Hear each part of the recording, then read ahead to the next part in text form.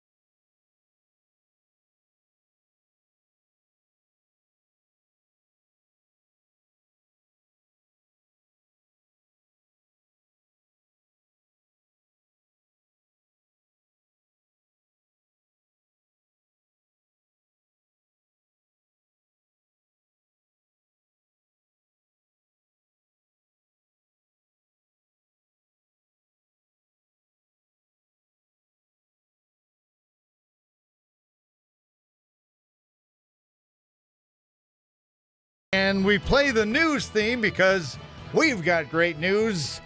That is Dig Zondag back.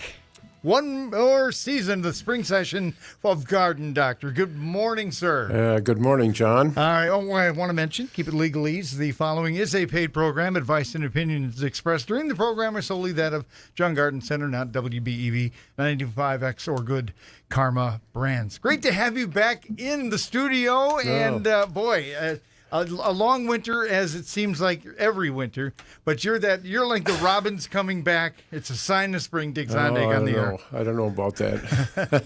So how'd your winter go? I love talking in the past tense when it comes to winter. Yeah, we've been really busy, actually expanding a little bit. We are setting up a garden center called a pop-up, but we'll be there for the spring season in Appleton, Wisconsin now. The store is set up. We got in it February 1, and we in there all through the spring, and it'll close down probably the 4th of July. So we're expanding into the Fox Valley area, and hopefully they'll welcome us, and it'll be a permanent store one of these days. So. Yeah, and I mean, your other stores and other locations have been a booming success. I would expect nothing less for the Fox Valley. Yeah, we're hoping that way. Yeah. So, how was your winter? How was the winter on like the grass or on plants, flowers? Was it a tough winter, an easy winter? How would you classify it? I think it's a little hard to tell right now because we didn't have much snow cover for the winter, and so sometimes plants will. That snow cover is like a mulch on them, and it protects them from all the freezing and thawing and things like that. So I think the judge is out a little bit on it. If I had to guess, I'd say it's pretty mild winter because we really didn't have the extreme lows that we normally have, and so. But I haven't been out to look at things in the outside yet. I a little bit want to stay inside yet. But if I had to guess, I'd say it was a pretty mild to normal winter. So as far as temperatures go, right? Yeah. So. Well, if you want to call in, folks, this is the man to talk to for your gardening questions. 885-4446, 1-920-885-4446. Call now. Get in on the ground floor. Now, of course, we are early March. Right. What should be some of the things we're doing this time what of I year? thought I would talk a little bit about today is starting seeds from starting plants from seeds, because now is the time to do a lot of them. Of course, tomatoes and your cole crops probably a little bit later than this, but if you're doing petunias or peppers or eggplants or some of the things that take a little bit longer, you want to start them and keep a notebook of when you start your things so that when it's time to plant them out, you'll know whether they're too large and spindly, and then you should set your date back a little bit or forward a little bit.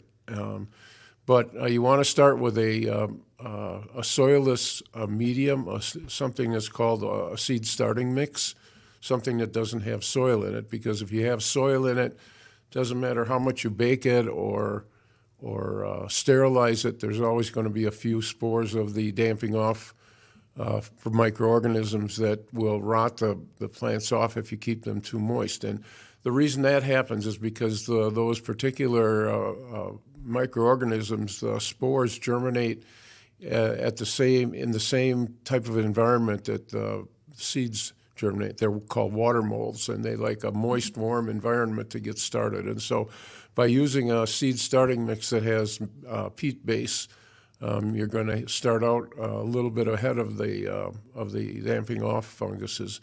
And if your plants start to tip over, it doesn't mean you have to water them more. It probably means that you have those damping off microorganisms working on your plants, so you should dry it out. And the way to tell whether you water or not is you feel the soil. If the soil is moist, you don't water it. And if it's dry, then you water it heavy so you don't have to water it quite as often, so that you're getting a drier environment. And when you start the seeds, what you want to do is start with the Jiffy mix, or we have a seed starting mix that we've developed ourselves. And you moisten that, you put it in a clean container. We sell starting flats at Jung at the garden centers, but you can use a milk carton, punch a couple holes in the bottom because you don't want the moisture to stay in that medium. You want it to leak out if there's too much there.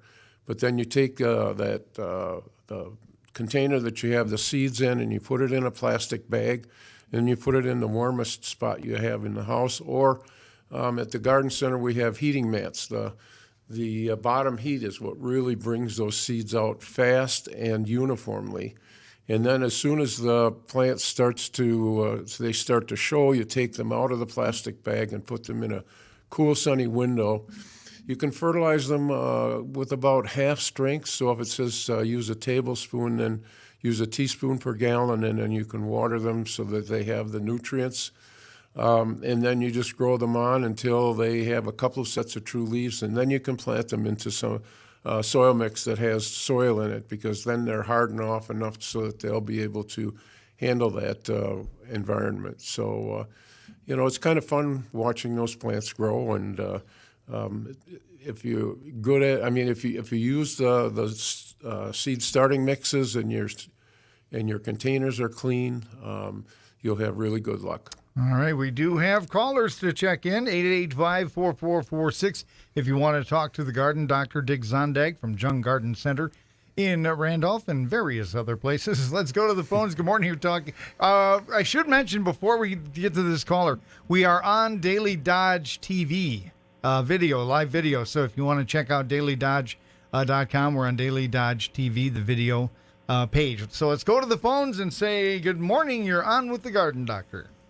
Hello? Good morning. Cool. Hello. Hi. Thank you.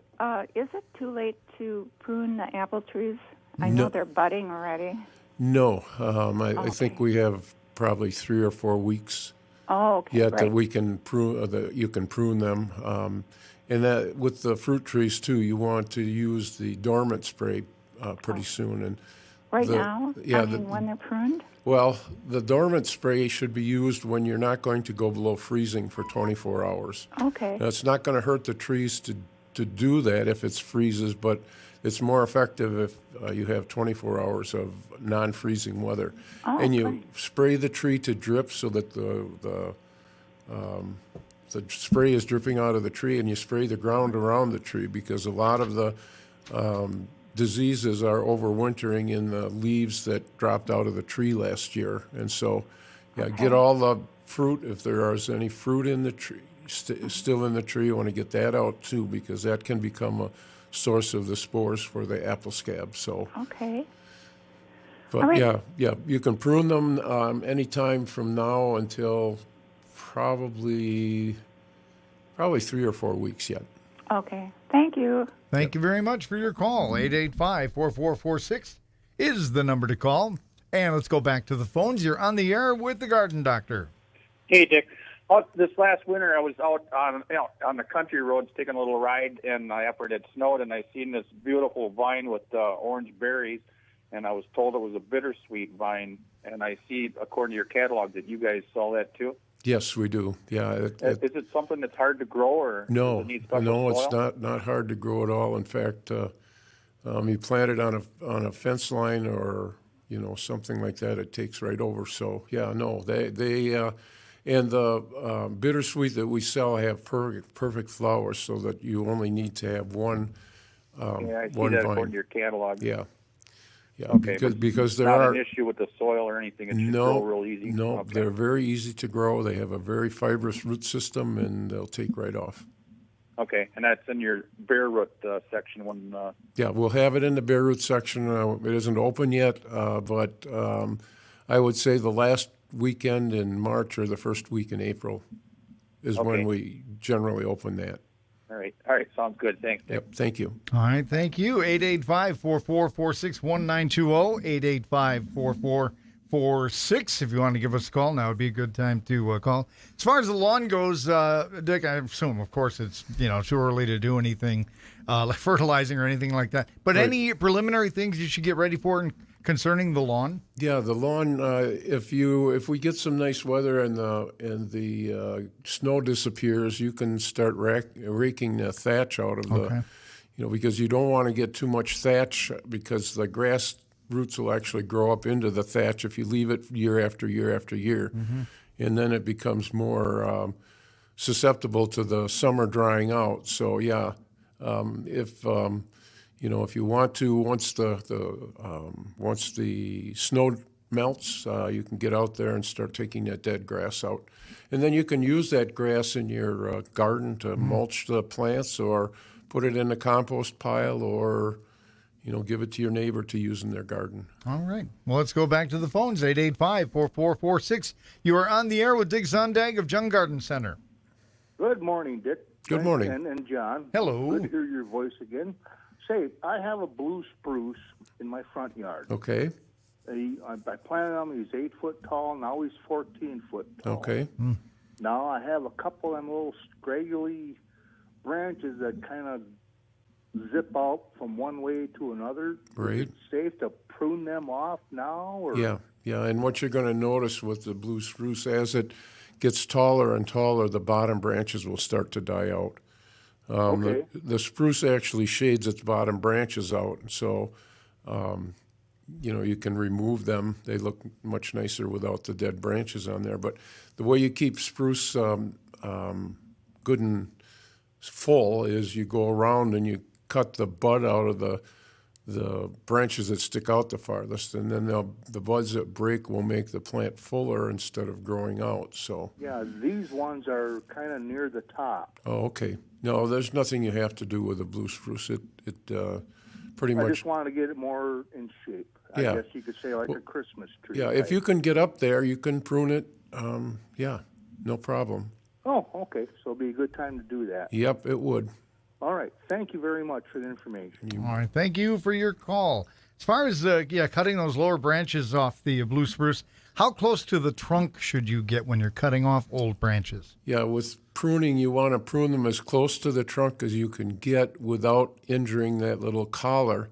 If you look closely, there's a little raised area right next to the trunk, and that's the area that will grow over the wound. It's an area of cell division that's very rapid, and it kind of just rolls over that wound as the tree grows. That's why, when you see large trees and the trunks are pretty, you can't see where the old branches were because they've grown over those areas. Right. So, yeah, you want to prune it as close as you can to the trunk without injuring that collar. All right, let's go back to the phones, 885-4446. You are on the air with the Garden Doctor. Thanks for your call. Hello, I've got a question for the doctor. All right. Can I bring soil samples from my garden up to Jung's and they can analyze it so I know what my garden needs? We do not do that. Oh, you don't do that, yeah? No, but you can take them to the county. I know I can do that. Yeah, the county, yeah, and they'll send it in. They'll take the information and send it on into the state testing lab, and they'll give you the things that you're short on. The thing that I do, I have a new garden, and so I keep putting stuff into it. But once you get the garden so that it looks nice and green, and you keep adding compost to it and use some fertilization, with a garden fertilizer, and as long as the plants look nice and dark green, you know that you've got plenty of nutrients there. Fertilizer. I put fertilizer on and right. that and everything, and lime. I put lime on too. Well, what I would do is get a soil sample into the county, and they can give you whether you have to lime the soil or not. And once it gets to be in good growing conditions, by adding the if the stuff looks good, well, I'd leave it alone. Yeah, right? adding the compost and doing a little bit of fertilization with the onions and a few of the other things that need a little extra fertilizer, the asparagus. After that, you really don't have to do much, because what I do with my own garden is I add the fertilizer to the compost bin, which makes the microorganisms in the compost work faster. And then when you add that to the garden, those nutrients are in an organic form, and then you don't have to worry about fertilizing your garden much. So the only time I fertilize the garden, especially other than onions, is when the plants start to look a little yellow.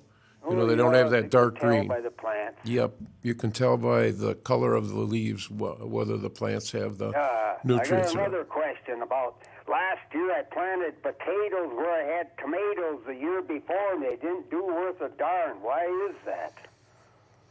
Oh boy, last year was not the greatest growing season for potatoes. They only got about 6 or so inches tall, and then they died off really? for a little bit. I don't know. I thought maybe it was from the tomato. I heard some rumors that you can't put potatoes where tomatoes have been. Well, potatoes and tomatoes are first cousins. Yeah, actually. I know they're related. Yep, and so rotating where you put your things will yeah, help a I lot. tried And to so do that, yeah. there again, I wouldn't probably with that experience, I wouldn't put the potatoes where the tomatoes were.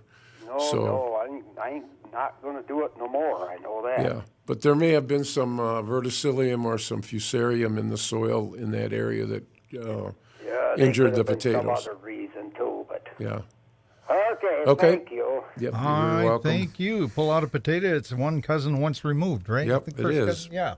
885-444-61-920-885-4446. What other things do you that to prepare for the spring and everything that you should work with the county or contact the county or a state testing lab? Well, the soil test is basically the thing. Or if you have any questions on how to grow things, they have a lot of bulletins that the university puts out, and we do too. I mean, we have a lot of a garden guide, a nursery guide, and we've got guides for specific things that we sell. So, but yeah, the county agent basically for the soil test, and then, like I said, if your garden is growing well and your plants are nice and dark green, just by making compost from the leaves that were on the trees or the grass clippings or whatever organic matter, the corn stalks, or the other thing too is if you've got a friend that's a farmer that still has animals, the well-rotted manure, the manure that's been sitting in the back of their yard, really helps a lot with nutrients too. But you don't want to use fresh manure; you want to use the well-composted manure. So any of those things will help improve the texture, the fertility in the soil, and your garden will grow well. You don't want to over-fertilize a garden because if you over-fertilize most vegetable plants, you'll get all tops, and the tomatoes will be later.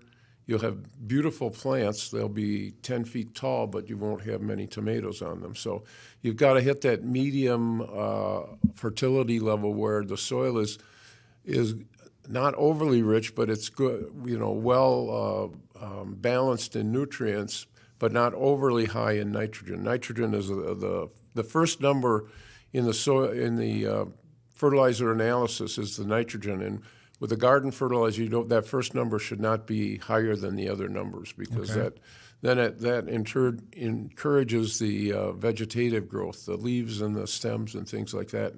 So you have the most beautiful bushy carrots you'll ever see, but then you pull them up and there's not much underneath. So,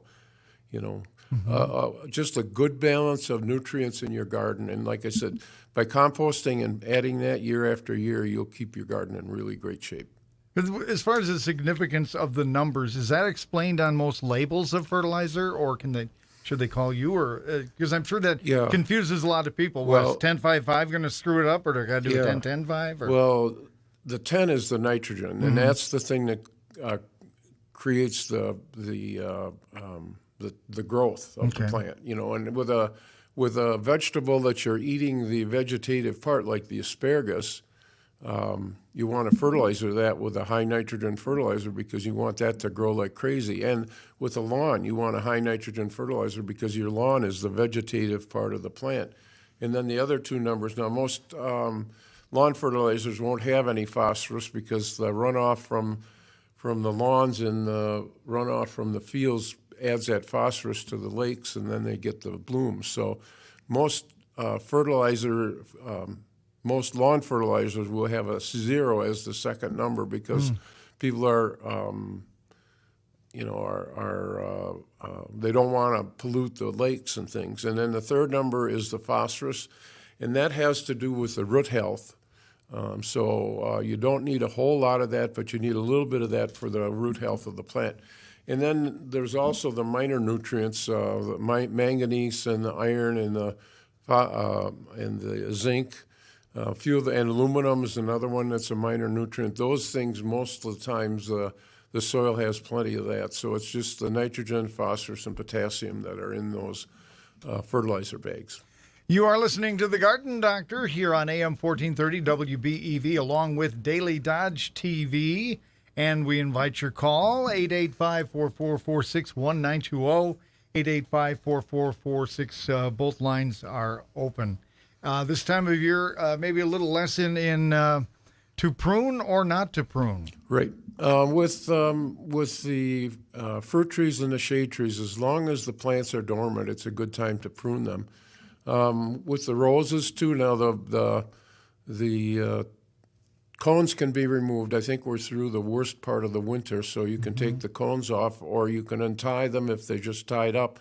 I wouldn't uncover them yet if they've got soil around them, but you can untie them and let the branches come out, and then you go around with roses and you prune it back to where the brown meets the green, because the green is alive, the brown is dead. Or if you've got really fine textured leaves, not leaves, but twigs, if they're smaller than pencil in diameter, you can take those off too, because you want heavy, large buds to break with roses. And then roses are heavy feeders, so you want to fertilize those roses when they start to grow. Probably still a little bit too early for fertilization of anything, but when the soil thaws out and the excess moisture is moved through, that's the time that fertilizer does its best job. And so, like early April in this area to mid-April is the best time to fertilize those plants. With your fall bulbs, too, the fall bulbs, I've seen a few of them peeking out of the soil. You want to fertilize those with a bulb booster as soon as they start to grow, too, because you want to, especially if you're trying to get them to grow through the summer and come back the next year with a nice set of blossoms, they have to put the energy back into the bulbs that was taken out with the throwing out of the leaves and the flowers. And so in order to get that primordia that comes in the fall, you've got to fertilize them with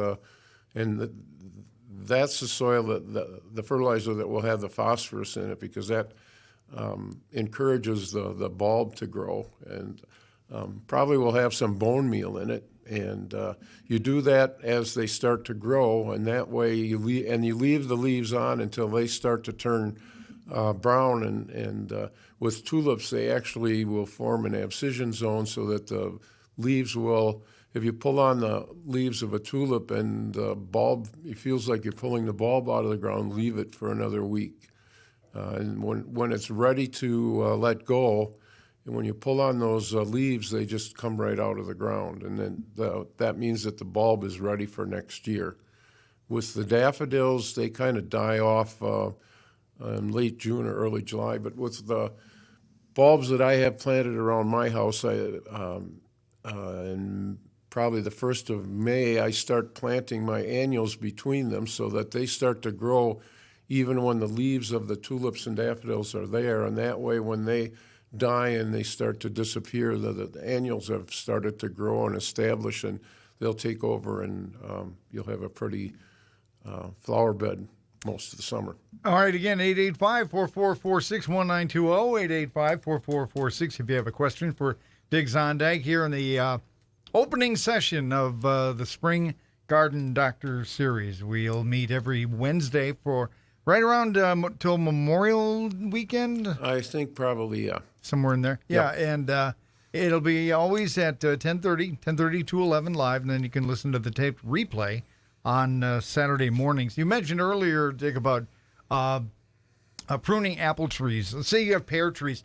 Is it pretty much the same way you should prune and when to prune with all, like, fruit trees, or is that... Yeah, with fruit trees, what you want to do is get them to spread out, because you want them to have as much sunlight as possible penetrate the tree. And so what my dad used to say is that you should be able to take a cap and throw it into an apple tree and not hit anything, so it's really well open. And even to the point where when you first plant a tree, if you've got some that are coming out quite vertical that are pointing upwards, you want to pull those down so that they become horizontal, because when they get a heavy load of fruit, if they're vertical and there's not enough strength in that crotch, it'll actually pull that branch out. Now with pear trees, they're very vertical anyway, and with pear trees, you don't you want to try pruning them right away, get the structure in right away, because once you have that pear tree growing, if you prune it too severely, it gets what's called water sprouts. Water sprouts are very susceptible to fire blight. Pear is very susceptible to fire blight. So if you've got a lot of water sprouts and you get some bees working in the tree, you can get fire blight. And fire blight is like Dutch elm disease to Dutch elms. It'll kill the tree. So you want to get the structure of the pear tree into that tree when it's young so that you don't have to prune real heavily once that tree goes vertical. And like I said, with the spray program, if you want to have good apples and pears and things, you want to follow a spray program where you use the dormant spray before the leaves come out, and when you've got 24 hours when you're not going to go below freezing. And you spray the tree and the ground around the tree. What that does is it kind of coats the insect eggs and the disease spores that are there, and it reduces that population significantly, so you don't have to worry about it right away. And then if you want perfect apples, if you've got varieties that aren't disease resistant, then every week to 10 days you've got to spray with a fungicide like Captan, or there are 2 or 3 other ones that can be used, and got to be pretty religious about that. But if you want an apple tree that you don't have to spray much, we do have disease-resistant apples that are not susceptible to apple scab. Now, you still have to spray for the aphids and the leafhoppers and the apple maggots, but at least you don't have to spray with the fungicides. And the 3 most important sprays for the fungicide are when the leaves first come out, it's called silver tip, use Captan, and then when the blossoms first start to show color, and then when the petals fall. So those are the 3 most important sprays for fungus, because that's when the tree is most susceptible to the disease spores, and that's when those capsules of spores that are in the leaves that grew on the tree last year that had the disease, and the fruits, if you've got fruits that are still hanging in the trees that had apple scab, those capsules actually explode and throw thousands of spores into the air, into that tree when it's most susceptible, and that's when you're going to get the worst infection of apple scab. So, you know, if you want disease-free apples, you want perfect apples, you're going to have to do a little bit of work. Well, we apologize to the final caller who's waiting, but we have run out of time. And Dick, locations and phone numbers and all that stuff. Okay, well, Randolph, of course, is the closest one. The store hours in Randolph are Monday through Friday, 8 to 5, and Saturday, 8 to 4. Madison stores, which we have Sun Prairie, and 2 in Madison and Stevens Point, 9 to 6 Monday through Friday, 9 to 5 on Saturday, and 10 to 4 on Sunday. And the Appleton store, Monday through Friday, 10 to 5, Saturday 9 to 5, and Sunday 10 to 4. So if you're up in the Fox Valley and you're listening, the store is on West Hill Road, right across from Sam's Wholesale. All right. The empire grows, right, Dick? Yep. All right. Well, we'll take another gander at this next week. We look forward to your visit next Wednesday. Thank you, John. All right. You bet. The previous program was a program expressed during the program or solely that of Jung Garden Center, not WBEV 95X or Good Karma Brands.